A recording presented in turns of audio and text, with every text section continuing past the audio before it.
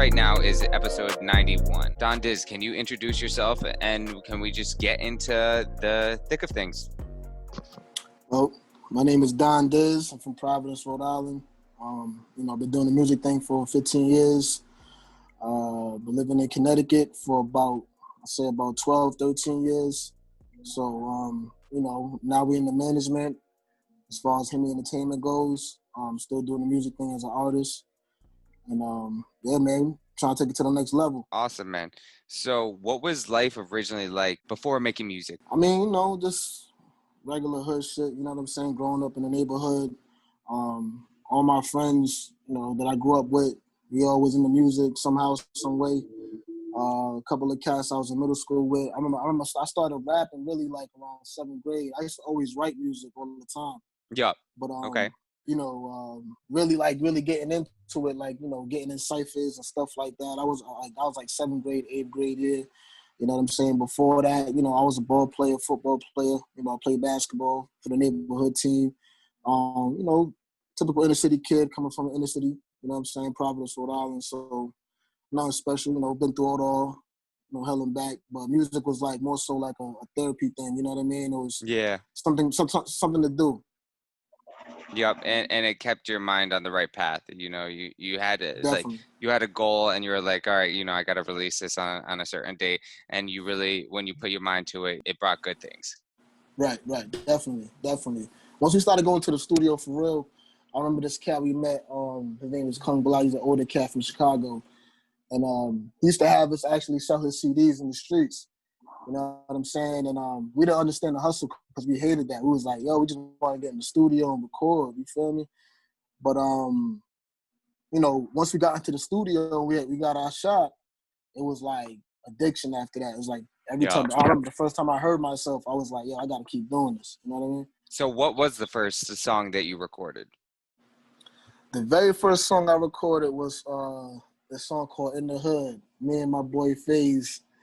It's funny because I came up with the hook, and at the time I didn't really know how to write. Like I used to write verses, but it'd be like 18, 19 bars. I was way off with the bars, the numbers of the bars and everything. But for the most part, I mean, it all came together, and we played that song over and over and over again. It was like nonstop. We were so amped up for that one song, and then that's when we knew that we wanted to keep going. All right, so then you start progressing. What are the things that you're learning on the way with your recording, with just like what you need to do with songwriting, your like biggest key points? I would say like just finding the vibe that fits you.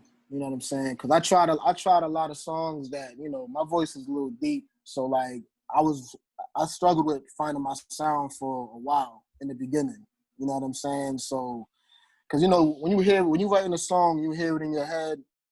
It's like when you go and record it, sometimes it don't sound the same way you heard it in your head. You know what I'm saying? So I had to learn how to adjust my voice to pick beats to it that kind of like complemented my voice. You know what I'm saying? And try to keep a tempo. You know what I'm saying? But I think that was like the main part that I had to learn the most, because at first I like to get on a lot of turn up beats, but I knew it didn't fit my style. It didn't fit my voice or whatever. I needed like a lot of bass. I needed like a lot of like a melodic sound, more or less, rather than just all hype. You know what I mean? So. But it worked though. It worked out good for me because I was able to adjust my sound and get better at that and master that. Mm-hmm. Yeah. So you're in the studio and you're constantly exploring your sound. And when is it when you think that, let's say like you listen to Sky's the Limit, and what's the feelings when you're like in the studio and you just recorded that and you're going to release that? Sky's the Limit. I mean, it's a funny story with Sky's the Limit because that was a song that had no plan on being releasing. You know what I'm saying? Being released. I recorded it, I want to say around 2017. Yep. And I never put it on a project. I never added it to anything. It was just more so like a song I had in the stash. I love the beat though. Shout out to 2-4 who made the beat. You know what I'm saying? He produced that record. Shout out 2-4. He's fire. Yeah, definitely. And I sat on that record for about a year and a half, 2 years before I released it. You know what I'm saying? And it was kind of a I wouldn't say accident or just a move to make, but it was more so like I was going through some things as a company, and a couple of things happened with a few artists where, you know, our business kind of just ended. So we needed some more content out. We needed some more music, and then, you know, here's a record that I never released that's fire, and, you know, we put it out, and then, you know, the rest is history. Like the response was crazy, the views was crazy. You know, got radio play. You know what I'm saying? They got a lot of people that want to do collaborations. You know, so it was like a blessing in disguise almost. You know what I mean? To kind of get the notoriety out there too for the company. Yeah, and you said it was originally recorded in 2017. You said. Yeah, facts. That is a great story. You were just sitting on it, and you never know what's in your vault that can really be a hit. Right, exactly. It'd be the song that you least expect. Yeah. That, you know, turns out to be the biggest song that you ever had. You know what I mean? So exactly. It was one of those songs that, you know, like I said, it was a sleeper song. I mean, I personally didn't expect it to do, you know, what it did as far as getting the notoriety and getting the views and the plays and stuff like that. But it did pretty good. You know what I'm saying? I'm not mad at it. We did the video for it. The video's fire too. You know what I mean? So on YouTube. Yeah. And, you know, went from there. Talk about how important visuals are to show that side of you as an artist. Well, I mean, people kind of match the music with the artist. You know what I mean? Like if you're talking, you know, about street shit, or you're talking about, you know, whatever you're talking about, right? People want to match the music with the actual artist. Yeah. So if it looks believable, you know, if it looks like, okay, he means what he's saying and he's really about that life, or he's really trying to do this or do that, you know, people need to see that.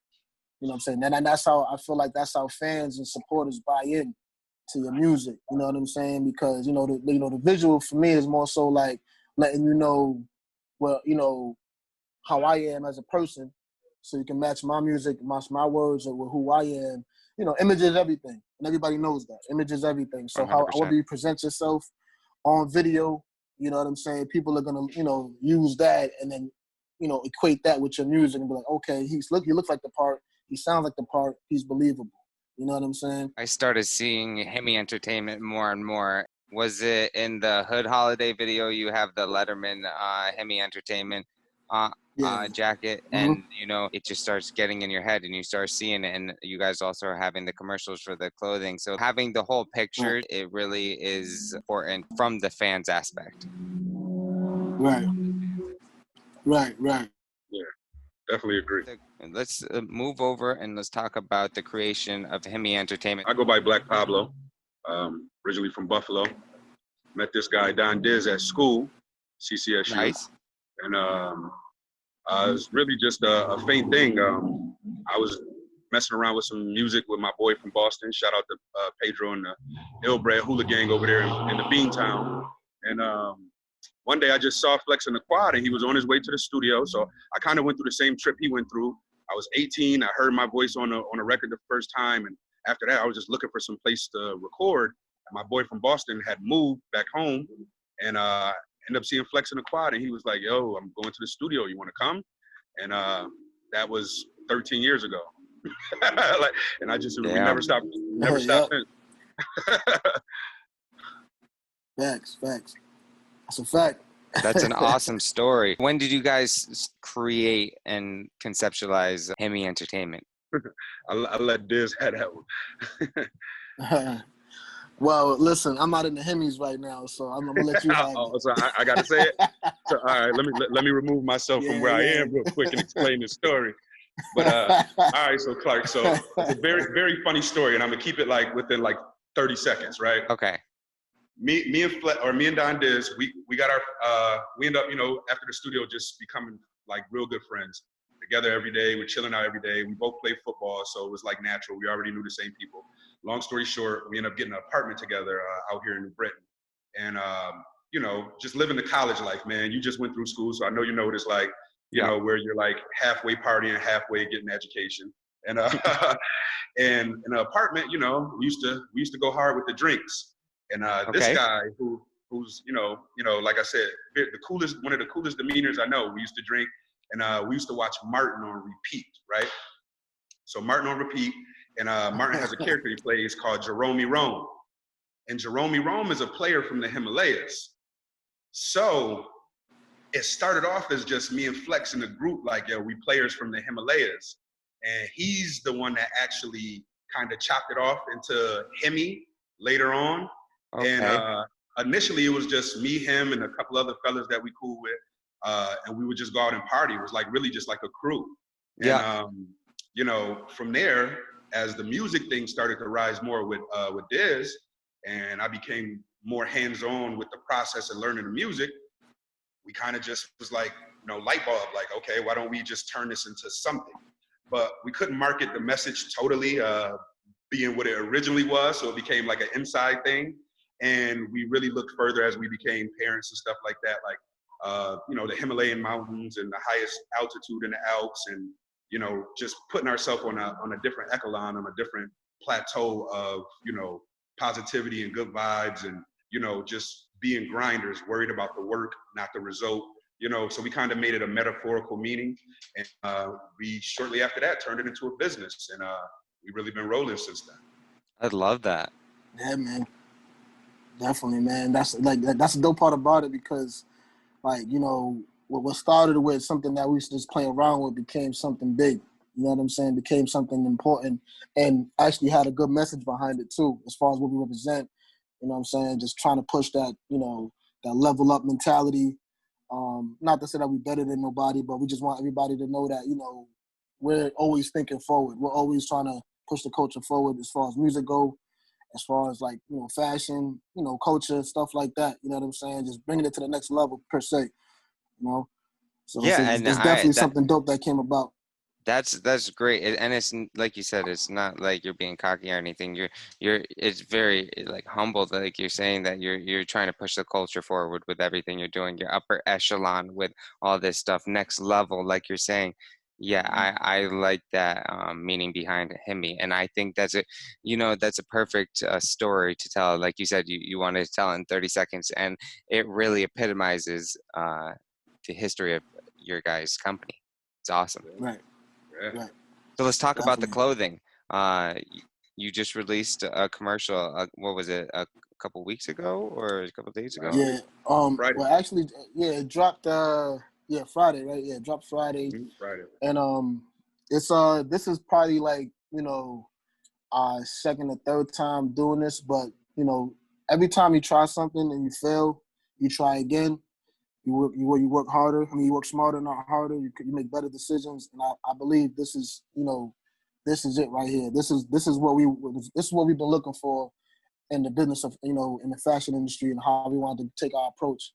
And even with the ad, and, you know, just the vibe, the swag, you know, how I looked at it, I felt like I wanted people to feel like they were cool wearing my clothes. You know what I'm saying? Like, wearing our brand, period. You know what I'm saying? Because that's one of the main things. I do the clothing, most of it, as far as, like, the design and stuff like that. Pop usually handles the music business and stuff like that. Even though I'm in it as well, but, you know, this been a passion for me for a long time. You know what I'm saying? This been a passion for me for a My long bad. time, and now you No good, you worries. good. Yeah. Somebody passing through. Yeah, you know how it is on the block. Yeah, I already know.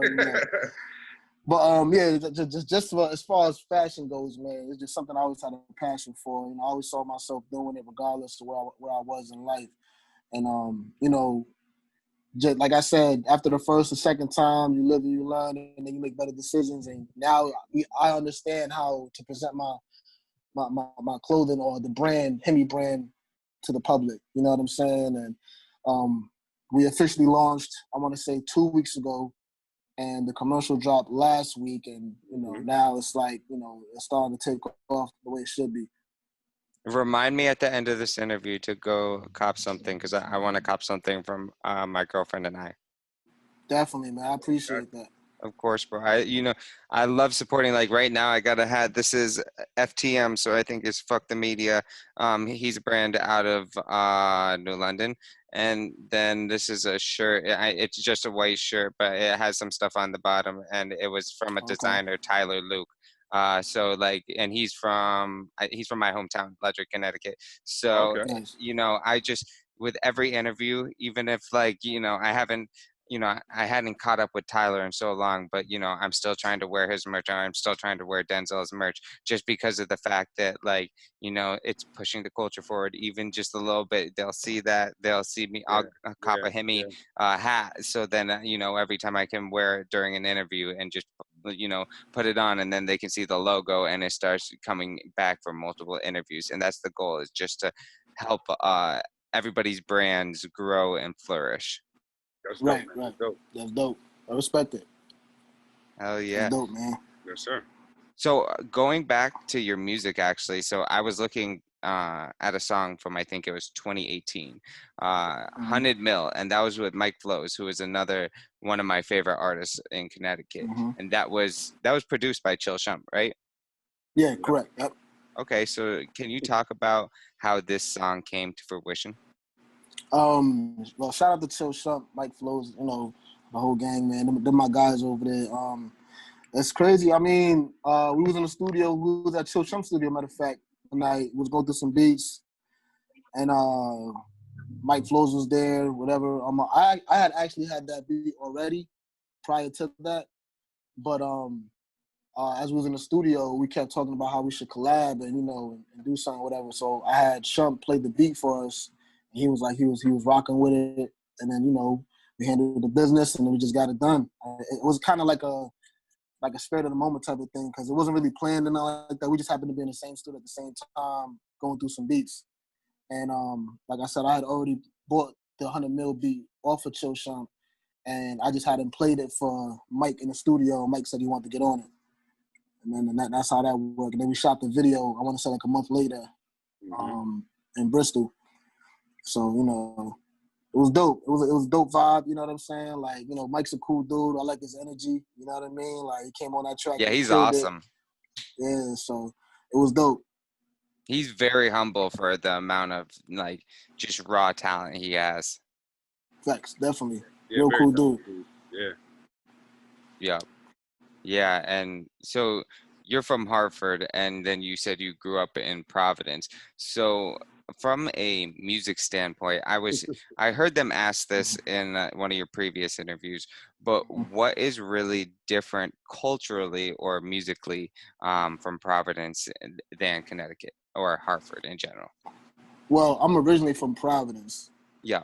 But I've lived in Connecticut for the past 13 years. As far as culture and music, it's pretty much the same. I mean, wherever you're gonna go, you're gonna get people that like you, and you're gonna get people that don't like you because you're you, and you're doing something that they're not doing. And it tends to be a trend in this New England area for some reason. I don't know why, but I done been other places and been received, just like, hey man, we support, even though we don't know who you are, but you never know, you might blow up. With open arms, yeah. Yeah, we want to be the ones that say that, hey, we've supported him, you know what I mean? But I think that is getting better as far as like the support system goes, but it's not different. I mean, you got guys who are doing their things and they're grinding. I mean, they're out there, every day with CDs. They're going to the studio. They're doing interviews. You know what I mean? They're really going in. They might not have the backing or the know-how or the knowledge or the go-to person to go to, but they out there. You know what I'm saying? But they just lack the support. You know what I'm saying? They just lack that, that real strong support where, one city or town is pushing that one person to make it, and or maybe two people or whoever. You know what I'm saying? They're just not there. You know what I'm saying? But like I said, these past few years, I've been through a couple of functions, a couple of shows. I done did a couple of shows this past couple of months before COVID. And I've seen the changes. I've seen people come out and support, man. I mean, it's slowly getting there, because I think they're starting to realize that, nobody has really blew to stardom or really, put the spotlight on New England as a whole, period. You know what I'm saying? Like, you got guys, you got Jordan Lucas out of Mass. You got a couple guys who came out, the city of Providence, Connecticut, but nobody has really put it on the map like that. You know what I'm saying? Yeah. And, like we all know where Fab is from, right? You know what I'm saying? We ain't gotta ask that question. You know what I mean? We all know where Little Baby is from. We ain't gotta ask that question. Those guys Don't have put to on ask for that their question. city. Exactly. Yeah, So I don't think there's a guy out there or a female out there that's put on for New England or a city in New England, period. You know what I'm saying? So Yeah. I think the lack of that, you know, kind of like messes up the you know, the support, like, you know, because ain't nobody repping for us for, like, you know, like that. So why support anyway? Yeah, I agree with that. Yeah, You know? it makes it so there are a lot more people trying to get to that level from, like, and they're, you know, trying to be that overarching branch that would be that person in a higher spot, but they can't trickle down to everybody. We need Right. eventually someone to be able to trickle down to, like, the big people who then trickle down to Mhm. their boys, and then, you know, and that's how Yeah. you really build the culture from a real foundational standpoint. Right. You know what But I then, think like, too, Clark? Oh, go ahead, But Diz. well, I was just gonna say, like, you know, just once one artist makes it to that level and they scream their state, that state is now on the spotlight, regardless. You know what I'm saying? Other people are gonna start looking for talent in those places, you know, those inner cities. You know what I'm saying? yep, Because hot it spots. becomes a hot spot. So somebody like, you know, I'm pretty sure we, like, you know, Biggie. I feel like me growing up, Biggie put Brooklyn on the map. You know what I'm saying? Because he screamed Brooklyn every record. Like, if you ain't know where Brooklyn was at, you knew once Biggie was out. You know what I'm saying? And then from then on, he was able to put Junior Mafia on, all the other artists that came from out of there, Jay-Z. I mean, That's these huge. guys You're that was right. doing it. Yeah. You know what I mean? So things like that, you know, that's when you start getting the support. Yeah, I was just going to chime in and say too, to piggyback off of what Diz was saying about how, you know, New England. I mean, I'm from Buffalo. It's pretty much the same stuff. Like, it's just a little further away. I mean, and you know, we finally got, you know, Griselda and Benny and them all up out of there. So now Buffalo's becoming a hot spot, if you notice, like, just to Yes. piggyback. But what I think it takes too, and it's sometimes on an artist end, I feel like you get you get a few people that become like mid-level or well-known, and because it took so much scratching and clawing for them to get there, they are reluctant to sometimes collaborate. You know what I mean? Right. And I think when you're trying to put a place on, it's heavy collaboration. Like Flex mentioned Lil Baby. I mean, he's done a track with every artist in the band, whether you know him or not. Yeah, exactly. He's on everybody's stuff. Or you go to Da Baby. He's out of Charlotte, and he did a bunch of collaborations with Charlotte artists before he even moved to Atlanta. And I just think New England, what I would say would be a little different is, I think it's sometimes, not everyone, but sometimes, it's less of a will to collaborate out of fear that they will lose the ground that they have covered. Right. That's an I interesting believe point. that too. You know, it's like a crabs in a barrel type of, you know, Kinda, thing. kinda like that. Like, okay, I made it all the way up here. I can't necessarily get you here, or, you know, collabing with you down there may not be beneficial for me. But in this day and age, when you have music that literally comes out every hour on the hour, to me, just in a business sense, it may make sense to collaborate a little more to gain that exposure. Right. You get the fans Absolutely. from all those other different fan bases, and they just Right. grow yours. Yeah, it's familiarity. You wouldn't like Nike unless you saw it, if you didn't see it 100 times a day on TV. Yeah, exactly. Nike, the only reason you think that check is so nice is because they told you it's nice. Yeah. Because they told you, and then they got people, influential people, to agree with them. Yep. Exactly. Yep. That's the secret. That's the way to do it. We give a free game over here on the breakthrough. That's free game. That's free game. We charge for that. Right? That's a consultation fee. That's don't hit Himmy in the DM. Don't hit Clark in the DM and ask for that game no more. You just got to listen here. Right.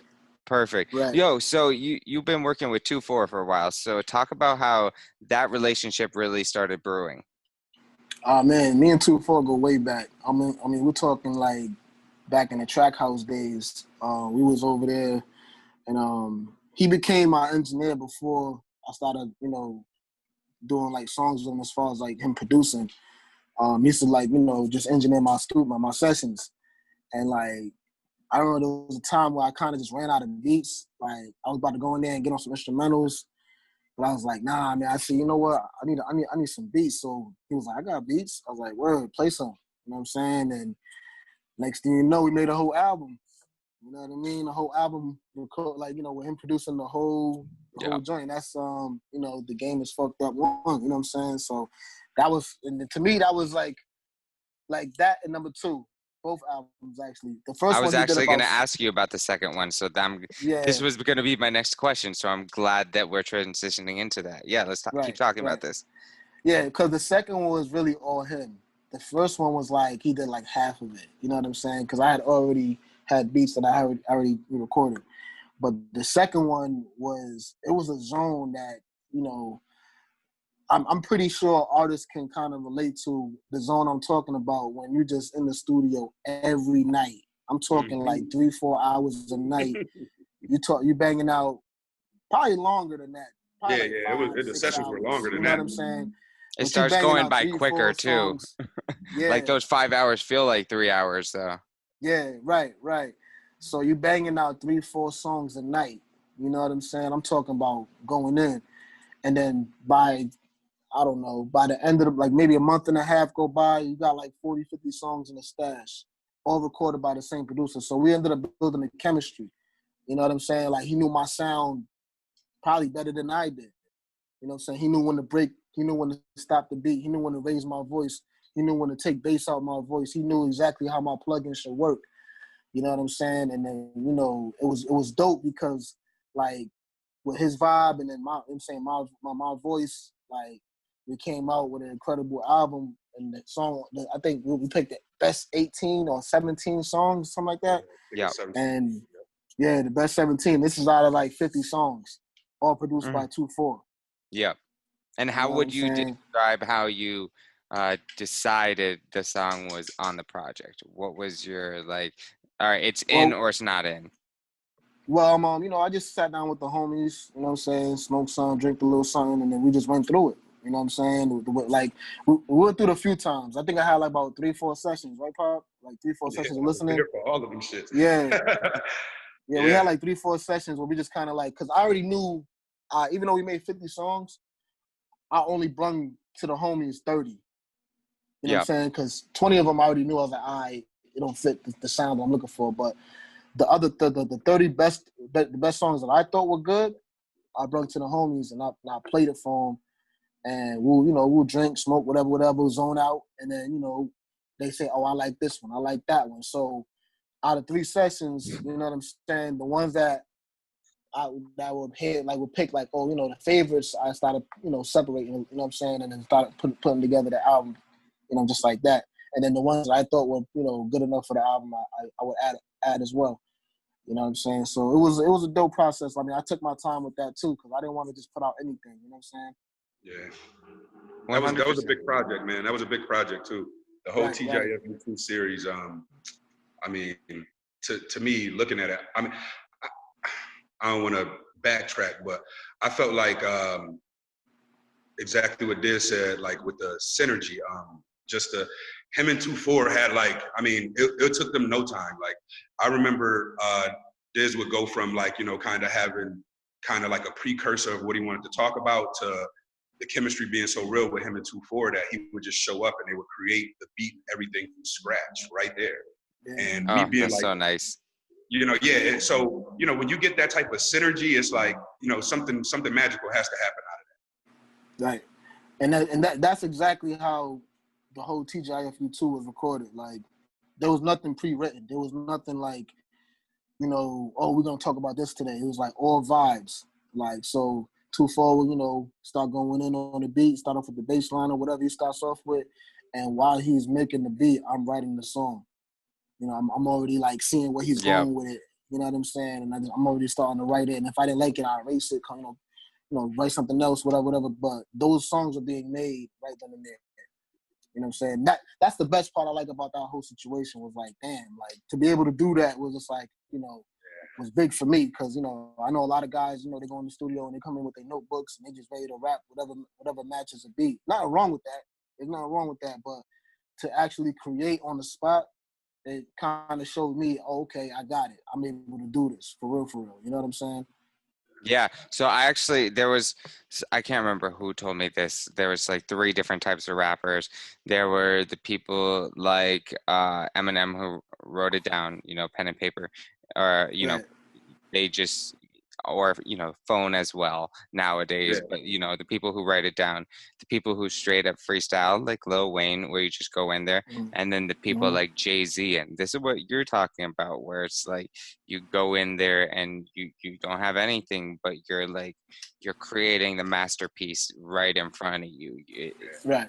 Which Well, is similar to what Lil Wayne did, but not exactly, is what yeah, you're saying.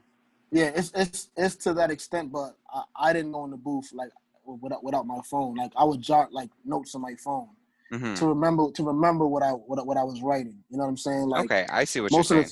most of the time, like if I start off with like maybe like 4 or 5 bars, and I go in there, I'll record those 4 or 5 bars and be like, all right, give me like 5 more minutes. And then create another 4 or 5 bars. And you know what I'm saying? It'll work like that. It wasn't like I was doing it all in one take on some Jay-Z shit. Nah, I'm not on that level yet. I mean, I could be on that level, but I'm a businessman as well too, so I do a lot of other things. But at that time, I was definitely close to that. You know what I'm Yeah. saying? I was like, it was coming so easy. You know what I'm saying? And you write a song in like 30 minutes, a whole song, 3 verses. You know what I'm saying? So like at that time, I mean, I don't know what it was, but I was in the booth, I was working. You know what I'm saying? I had a goal. I just wanted to get the music out, and like I said, the chemistry was there. Yeah. You know what I'm saying? And everything was coming and flowing. That, I think the chemistry is the biggest part. The fact that you were able to sit there and he was able to just make a beat in front of you, and I think that's where the best music is going to come out, because Right. you're going in with a blank canvas every day, instead of being like, oh, I already have this beat here. Can you please just put it into Pro Tools and then hit record? Right. Basically, same thing. You know what Yeah. I'm saying? So.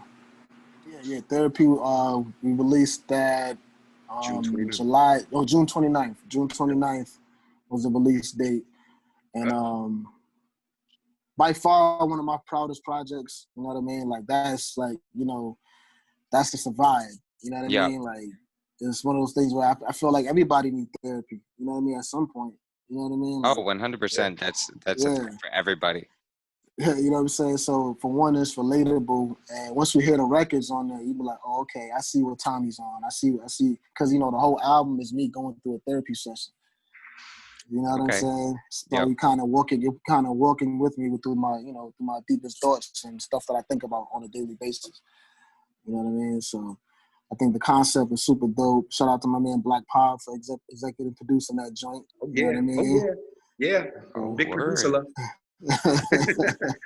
So talk Facts. about what he did from an executive producer standpoint. Well, he was able to, Okay. I was gonna say, like, he was able to see my vision, and I just told him what I wanted, and he just kind of took over from there. He can better Yeah. explain to you though. I was about to say, now you can explain it. I wanted to hear from both sides. Either. I mean, really, to me, it was just being familiar, and I felt like once I kind of heard the first kind of track he did with the intro track, and he let me hear that, it wasn't even the intro yet. It was just like I was like, yo, you got to start something. You start something with this. Like this is how we got to come in. And for me personally, I'll just put it out there. Like I have a couple favorites out of the catalog. So when he for me, from just the producing, I'll answer the question. It was, I mean, I don't think it wasn't difficult because I've rapped with him, I did shows with him. So once he kind of told me where he wanted to go, he gave me an idea what he wanted to do. I always have a vision. Once we turn into a business, like I always kind of had a vision for kind of a lane, without kind of classifying or boxing him, but everybody has a main vein that they plug into. And like you said earlier, finding a sound. And once he played the first track, I said, yo, this is the Himmy sound. This is the signature. You found it. Yeah. Like it was like a eureka moment. Like, oh shit, this is it. Mm-hmm. So as we went in and we kept recording, once we got to like song 20 or 20 plus, and he told me, he wanted to be 12, we started chopping it down, or he wanted around 12, 13 songs. I like even numbers. So I went with 12 and I said, you know what? I want to format this because you're calling it therapy, like a therapy session. I want to implement a old school. Shout out to hip hop because the birthday was yesterday. But you know, the era that me and Flex grew up in, Yep. I used to fall in love with albums because of skits, because of the personal things that you got to hear and the creation outside of the music. It made me buy into the music more. I always give this example of when I really fell into skits. There's two artists that really made me fall in love with skits. Well, three maybe. Like Jay-Z on, what is it? The one he did the video for, Streets is Watching. Streets is Watching. Yeah, and that he turned the whole album into like a movie, which was a big skit. So I fell in love with that. And then it was Noriega's album, Melvin Flint the Hustler, and Big Pun, Yeah Baby, where the skits were just crazy.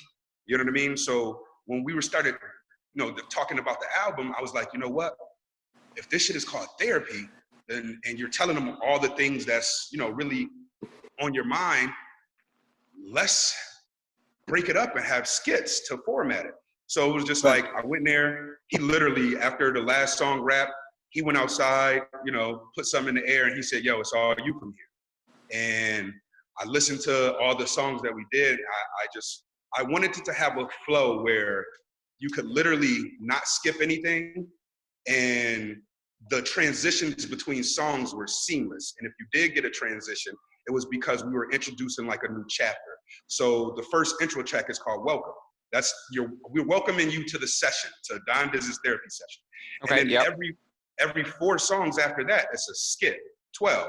So it's 3 skits in the album, right? And I wanted to treat them like new chapters of what the conversation in his therapy session was like.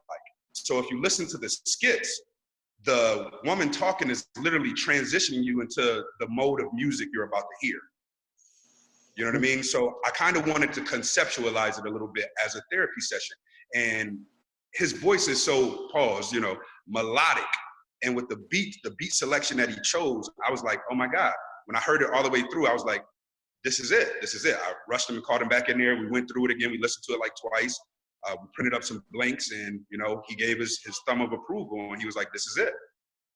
And I mean, so it was my first time executive producing, but low key is kind of what me and him always do with the music anyway. So exactly. It felt natural. And that's where, so I'm just starting to dabble into executive production. I'm working with an artist right now. I'm working to try to develop him. And, you know, executive production has really been on my mind for a long time. And I witnessed Ramp from Ridge Season Crew down in New London. They just had a Ridge Season 3. I don't know if you guys have seen that. I'll send it over to you. He just executively produced something with about like 5-6 different artists from New London, and it was just really inspiring to see him put these people that haven't been in a room together in a room and then create some, you know, and they were all from the same city. So, you know, they knew each other, and it was like almost like that instant connection. So executive production, once I saw that, it kind of inspired me to reach out to my artists. And, you know, me and him, just like you guys, we've been boys for so long, but it's like he was trying to be serious about what he's doing. And it's not necessarily just rap. He's looking more into probably like alternative music. So like I'm trying to branch out and go, but like I said, hey, I want to get on executive production. That's something big in artist development. So how about we work on your first project together? You wanted to do it. So just the fact that you were talking about exactly like what I wanted to do, I'm glad that you were able to work on this as like basically your first executive production project. And it's something that, you know, I definitely want to talk more about it, just like behind the scenes. Yeah, I love Definitely. You'll fall into it. Yeah, for us that love the behind the scenes, I think is the perfect thing, because you still get involved with the music, but it's like you're still the man behind the curtain. Right. Absolutely. Awesome. So did we talk about, I forgot, we kind of brought up Hood Holiday when we were bringing up the Himmy Entertainment brand, because you were wearing the Letterman. So let's actually talk about the video. So talk about that day and creating that song, because that one is big. That's your biggest one. It says on Spotify right now, and it's probably my favorite video that I watched also. Yes. Hood Holiday. That's the same story with Sky's the Limit. It was a song that was in the stash. I mean, I don't know, man. It's like, yo, that beat was so crazy. I needed the right, because to put on the project, it was like, it doesn't match. That's why it's on Therapy, because it matches the vibe. You know what I'm saying? But that song is super dope. Shout out to Shipmates who made the beat. Real cool dude. Fire beat. Yeah, definitely. So like that's the favorite right now. That's what everybody in the neighborhood know me as, the hood holiday dude. You know what I'm saying? Well, that song is crazy. And the video was more so like, we expected it was a really cold day. It was about, I want to say like 18 degrees that day. It was really cold outside. Okay, really cold. Yeah, it was brutal. But we got it done. I don't know if you've seen the movie Belly. Okay, you're gonna hate me. I haven't yet. I've heard so much about it, and like it's on my list. Me and my girlfriend are gonna be going through a bunch of movies, so Right. that's one of the ones that I'm gonna definitely have us watch. Right. I kind of know the plot, but like not, haven't fully watched it. No, it's a great movie. Great movie. When you do watch it, you'll see a part in there that I took for the video. It's a part where Nas was in the barbershop, and as he's leaving the barbershop, he gets approached by a stick-up kid who tries to shoot him or whatever. Like that scene at the end of the video is from the movie Belly. Now, I think that's why a lot of people like was digging the video. They was like, oh, that's dope. How you did that? How you kind of flipped it? You see how there's always like, reenact certain scenes from movies and stuff like that. So I chose to do that scene, and it just worked dope. You know what I mean? It was crazy because like I said, it was very cold that day. Everybody was like, standing outside trying to get back inside. What I mean? We had to shoot really fast because it got dark early. Like not only was it cold, it got dark really early. You know what I mean? Yeah, so, probably like getting dark at what, like 5 o'clock or something. 5 o'clock, yeah, 4:30, So I think we started at like one. And we so that leaves you a window for like 3 hours or something, 4 hours. Yeah, you know what I'm saying? So, but we got it done. I mean, it was dope. It came out dope. Yeah, no, it looked great, and that's really cool because like I really liked that part in the video too. So I think it's even cooler that it's a callback to the movie. Yeah, because I think that's so important. Like it's similar to like sampling where you're like saying like, hey, this was dope in that content, and I want to recreate it and show my spin on it. Right. Exactly. Like a little homage, you know what I mean, to hip hop. And most hip hop outside of you, Clark, I'm just, but most of everybody, and when you see it, you'll automatically get it. It's one of the most iconic scenes I think in a hip hop movie.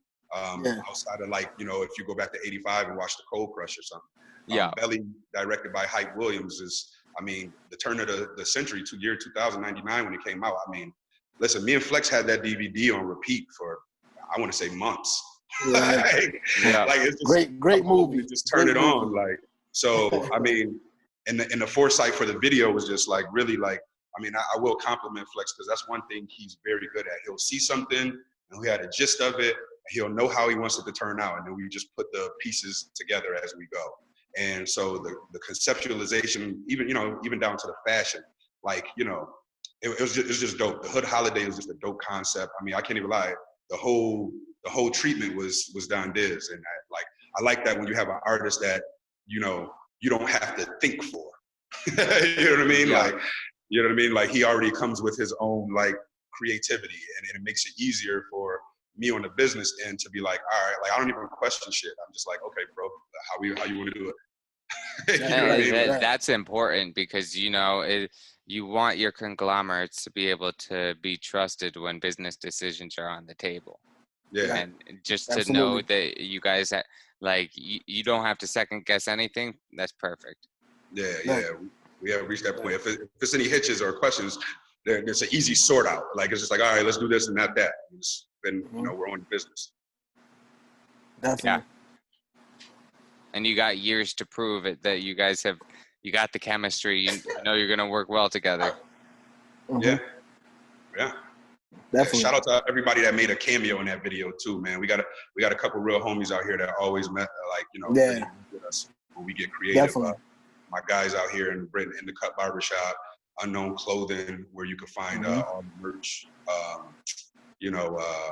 a couple people out here in New Britain. It's too many to name, so if they watch this, forgive me. But we call it the block, man. So it's a bunch of business owners and a businessman, and they're always inviting and letting us use the area. Matter of fact, one of them is Chill Shump's brother. So Oh, so word, okay. we've been blessed to have some connections and build some good relationships, and we utilize them.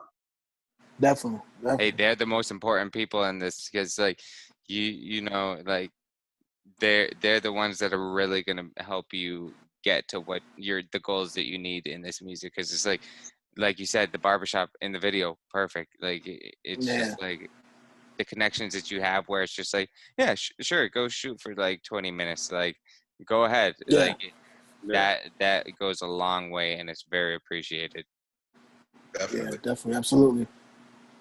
So you were talking about Nas, and I realized just in 2020 on YouTube, you had the Nas remix, I Gave You Clout. So talk about why this was brought up, and why you even thought to put out this remix now. Because it was really good. Nah, thank you, man. I appreciate it. It's just a song that, I'm a really heavy Nas fan as far as music goes. Like, I always followed him. That record to me was like the one record that made me a fan of his music. And I noticed, like, I see a lot of, like, artists, they go back in time and they redo songs and stuff like that. So I said, damn, I never heard nobody do this one. You know what I'm saying? Like, this one is like, and now in these day and times, like, clout is like, it's like the new drug. It's like the new thing 100%, everybody yeah. wanted. You feel me? So I just said, damn, like, if I take this idea and just kind of like flip it and say, I'm clout, I gave you clout. Like, I thought it'd be dope, and turns out it was. Like, you know what I mean? Like, I try to, let Nas hear it, try to tag him into the Instagram post, but I don't know if it got to him. I don't know. You know what I mean? I hope he heard it, but it was just trying to pay homage to him, more or less. You know what I'm saying?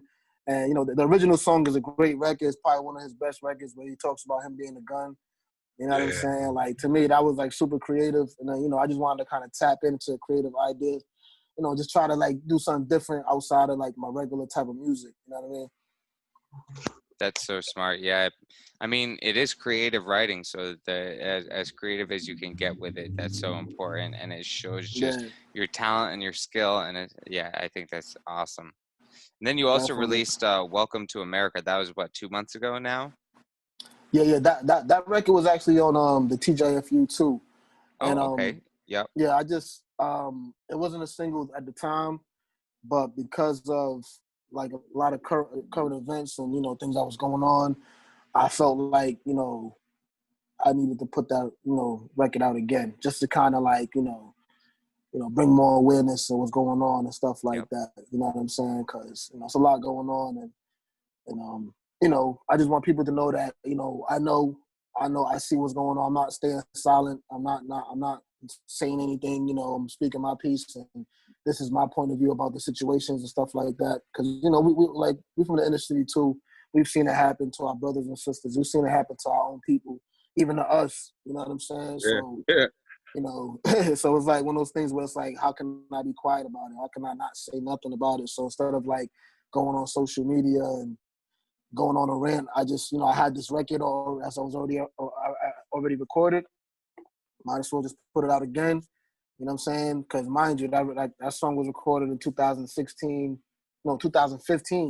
Yeah. Yep. And the fact timeless. It's still applicable, and it's crazy that it is. So, and I decided to drop it again in 2020, so the problem hasn't been solved yet. You know what I'm saying? So that's just one of those records that, until, things get better, it'll always be relevant.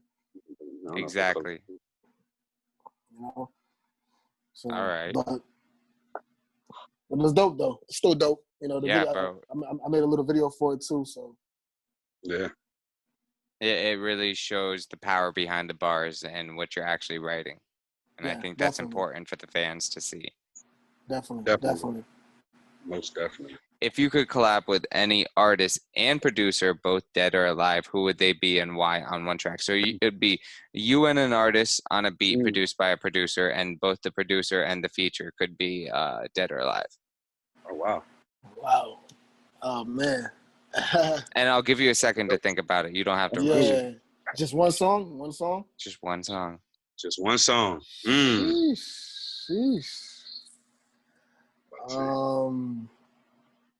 Damn, that's a good one. You know what? All right, let's do the producer first. Okay. I would get a beat. I would get a beat from DJ Premier. Ooh, okay. From Premiere. You know, from Premier. And damn, said Dead or Alive. Dead or Dead or Alive, Alive. son. Dead or Alive.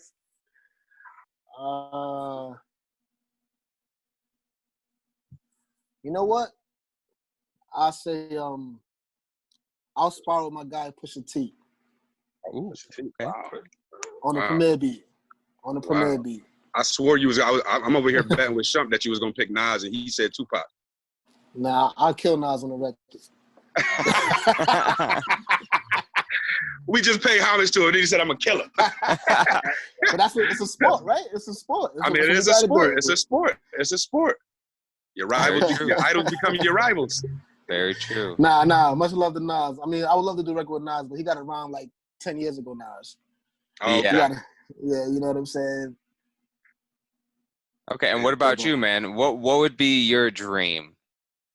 Yeah, that's a crazy question for me. Really, I wouldn't say I don't have a dream recording anything or any like that. I don't really have a super aspiration to be in the forefront as far as rapping. I like to do it with Don Diz or a few of my boys. From an executive producer standpoint, if you could place an artist and a producer in a room together and be like, make something, who would they be? Artist and producer. I'm gonna say, damn. Dead or Alive still applies. Dead or Alive still applies. You know what? I might have to remix this. I'm a little weird thinker here, Clark. I would actually oh shit. I would put Diz in a room as an artist with, and see, I can't really say producer. He's an artist too, but I don't know. Call me far-fetched. I would love some type of like little feature with Diz on it, on like a low-key, mellow Michael Jackson joint. Ooh. Just me like some like something because it's out of the box for Mike and it's out of the box for my artist, and I kind of don't care who produces it. Yeah. That'd be a big record though. That's a huge Anything record. with Mike on it. Anything with Mike on it. Yeah, right. And Mike can adjust to anything, you know. So Facts. I would like to see I would like to test his limits, test my artist limits, and put him in the booth with, you know, arguably the greatest best artist of the best, ever. Yeah. Like Facts. why go any tier lower? Let's just go right to the top. You know how crazy right. it would have been seeing like him collab with like artists nowadays, like on all these tracks. Yeah. Oh my God, that would have been so much fire. Like or Flex on the record and you got Mike you got Mike on the hook. That to me that's wild. Yeah, exactly. That's the wild. hooks. That's wild. Yeah, that'd be crazy. To me that'd have been the wildest thing because I'd have to be there. Like I gotta look at my like, I gotta be like, yo, this guy's real. Yeah, facts. That'd be crazy though. Okay, awesome. Well, that was two great answers. So my next question is, if you had the world's attention for 30 seconds, what would you say and why? The entire world. Oh shit. I'll let you go first. That's deep. That's deep. I would say, yo, look, man, stay focused, stay woke, stay hungry, stay motivated, stay ambitious. You know, use your mind, think. Don't let nobody tell you can't. Keep going. All motivational things, man. Love your family. Love your brothers, your sisters, your children. And just, you know, live your life. Is that 30 seconds? Sums it up, basically. Sums it up. Word. Yeah. I think if I had to say that, I would just I'm a law of reciprocity guy. So I would probably tell people to put out the energy that you want to receive back. You know, you do good, you put out good, and yeah, some fucked up shit might happen, but stay that good person. all the shit that Flex said, you know, never doubt yourself. If you got the ambition to drive and a little bit of backing, go for it. And just, not to sound cliche, but in these times that we in, just have everybody realize that, or just talk about perception real quick. Let the youth who may not be on an intellectual plane to realize that a lot of these things that are put in front of you are just perceptions. Do your own research, look up your own stuff, formulate your own opinion, and live your own life. Right. Yeah, that is a huge part, especially in today's media-driven age. You glance. I was reading a book in my computer psychology class, and it was basically just talking about how we only dip our toes into the information stream now. We don't, you're gonna go read the first maybe first couple sentences of an article. You're gonna see the headers on Twitter. You're not really gonna, no one really reads books unless you purposely are going out of your way to read a book.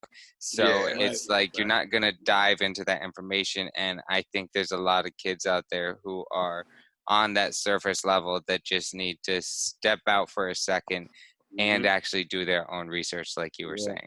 Yeah. Right. Absolutely. Absolutely. All right, perfect. So my third question is, what's some advice that you'd give to somebody starting the music career right now? Fresh start, blank slate. Well, use your money wisely, understand that things are not going to happen overnight. It's a slow grind. If it does happen overnight, it's probably not good money. Stay focused, understand that the music is the easiest part. That's the easy part. The hard part is the business of understanding the ins and outs and how to maintain good relationships with people. Always network. Understand that everybody don't really have your back.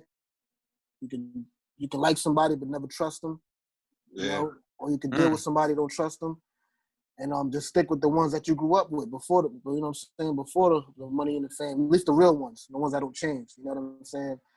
That's the advice I would give. I love that. What about you, man? Damn, it's like motorcycle day over here. I would just say on a I guess a more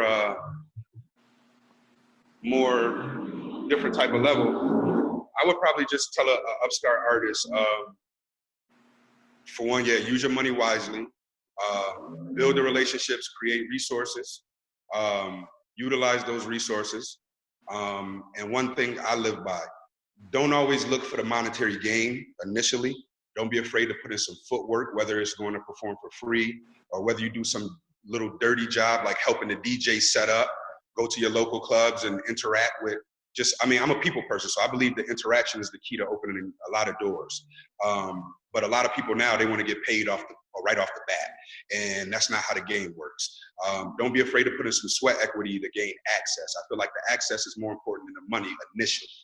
If you have the access, and the resources will come. So I'm a firm believer in that. Go make the connections, build your rapport, get your access, believe in yourself, all the cliche stuff. Believe in yourself. Don't let nobody tell you don't. Fact check and verify everything and everybody, because friendships and businesses are two different things.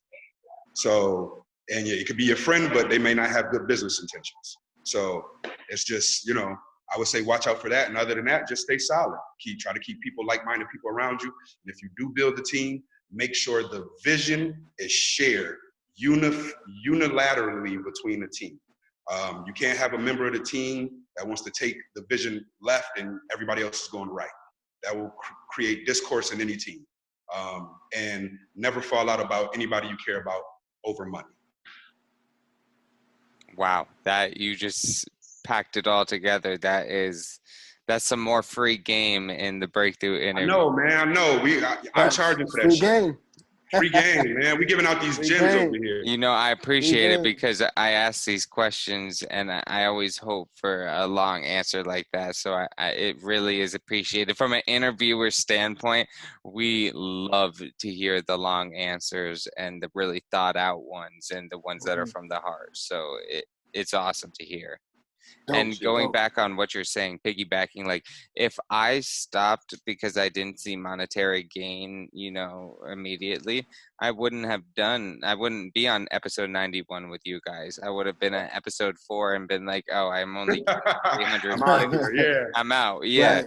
But like you to actually like give a fuck about like what's going on and seeing everybody succeed and like building the connections, like you said, it's way more important than just like, when I can now ask a question because I know a bunch of engineers, I know a bunch of producers, I know a bunch of artists. If I'm like, hey, I have this question about recording and I'm in Pro Tools, and if they know Pro Tools, then they're able to just help me. And it's just beautiful to see that like you have this community brewing, and like you said, it's slowly but surely getting better in Connecticut. Yeah. I know a lot of people say like 2016 was a big year, and then it's kind of dipped off since then. But in my opinion, it hasn't really dipped off. Everybody has just been working on their personal, like if you're part of a group, you're working with your group. If you're personally like you're an artist, like you guys are working on Himmy. Like everybody is working on their own shit, which is not bad at all. It's what you should be doing right now, especially during quarantine. But like then there's also like a small section brewing where that I'm actually trying to start leading of the younger generation of artists that don't already have a big backing behind them, and trying to collaborate and build that foundation that we were talking about earlier, so that when they get bigger, the foundation of Connecticut is this one interconnected web of creatives that they can reach out to. And so that's where I'm starting to play, because I always felt like the youngin', because I'm only 21 right now, or not 21, 22. Okay. And so Right. like I always felt that like the youngin'. I was like 19, 20, 21 when I started this, and I was in chats with people that were like 25, 26, and they were still giving me the respect as if I was one of them, but I still felt like I was like looking up. And now I feel like I, even to the people that I wouldn't say I'm looking down to. I feel like I'm on an even pace, and with whoever I talk to, I try to talk to looking at them straight on, not down or up. Yeah. Right. That's a good thing. That's a good rule to have. That's a very good rule to have. Definitely. Because we're all Definitely, peers. man. Of course. I mean, age is just, age is just a number, man. It's really how you are mentally and how mature you are. You know what I'm saying? And how you're able to accept information and, and move on with it. So I see you're in a good space, man. I appreciate that. there's this one artist he's like, I think he's 18, 19, but like, he is to his shit. He mixes his own stuff. He like, he always hits me up. Hey, how's this sound? And like, just to see somebody that young on top of it. And I'm like, hey, if I was that young, I would be doing exactly what you're doing. So it's so nice to see, like you said, it's not about the age. It's really about how you are a peer. Right. Awesome. So, all right. So this is my, basically my last question for you guys and your brand. Where do you see yourself in 1 year, 5 years, and 10 years? Okay. Start with one.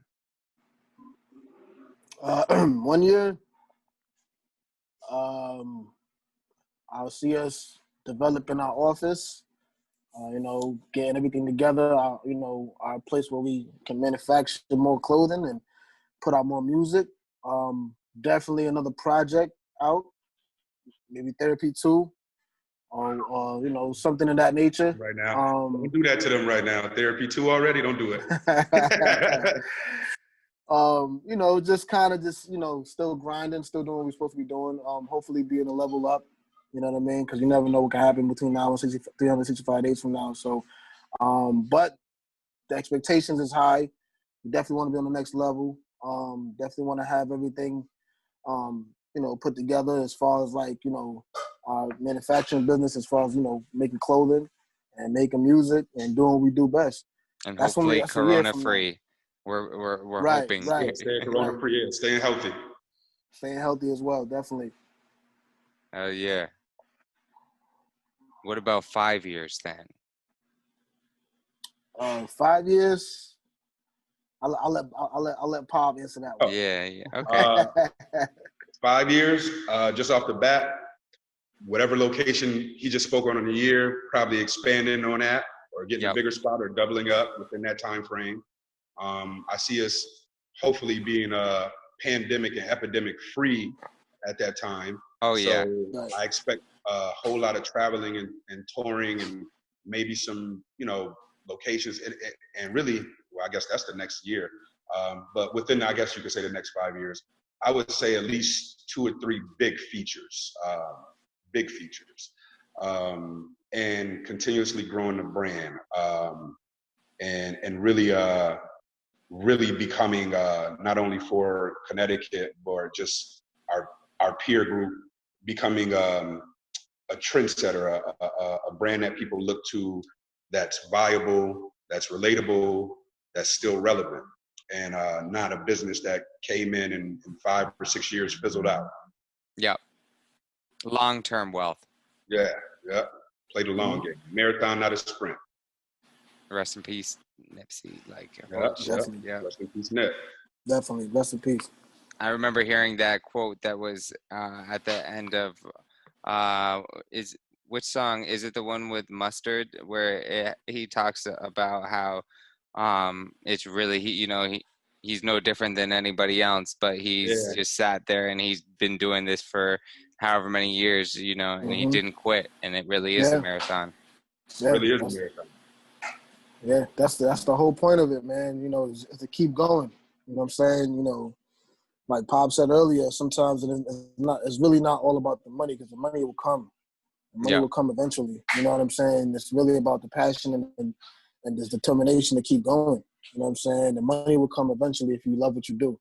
Exactly. And it seems like that 10 years is when we can finally say that the money came. Mm-hmm. Yeah, definitely. Yeah. Definitely. I was saving that one for the 10 years. The money's there. Me and Diz kids are kind of like running the departments of the business. We got a big team.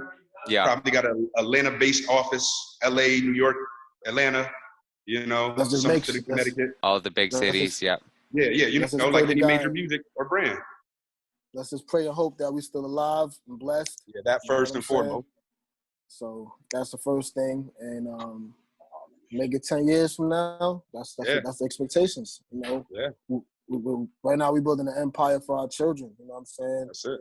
Like generational wealth is so important. Exactly. Gotta create it. Exactly. I always say I might not enjoy the fruits of this labor right now, but maybe I'm leaving something for my children. You know what I'm saying? Maybe they can take over. Which is what's more important.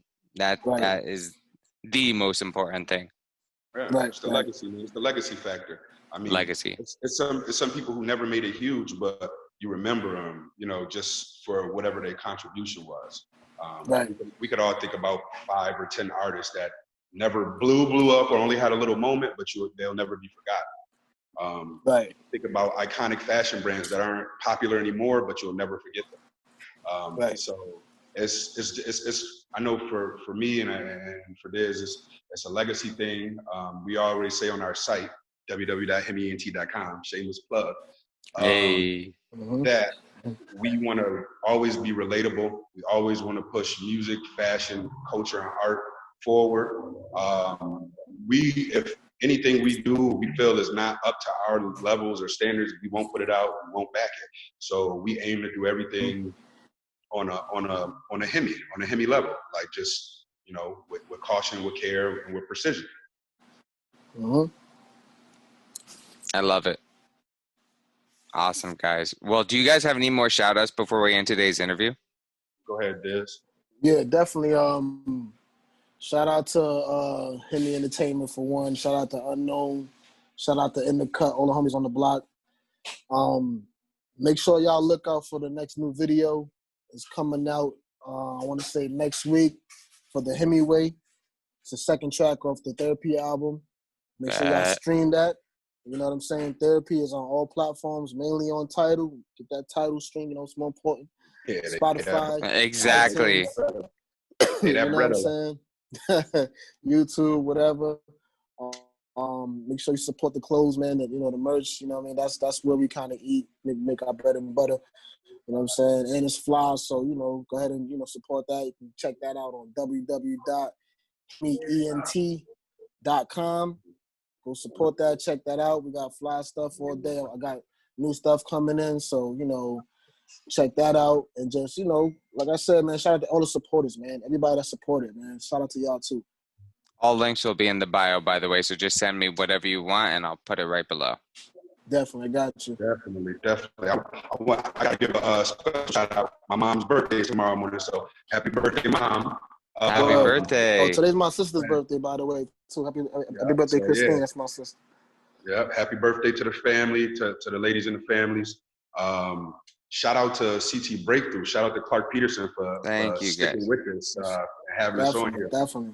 Me and him first connected last summer, and you told me you were on your school mission. I was like, all right, and I always kept you in tune with what we were doing. So I appreciate you for circling And I appreciate back. you for keeping me in tune, because some people will be like, all right, yeah, and then not hit me back with music. And I still want to support the music. It's just I was so busy back then.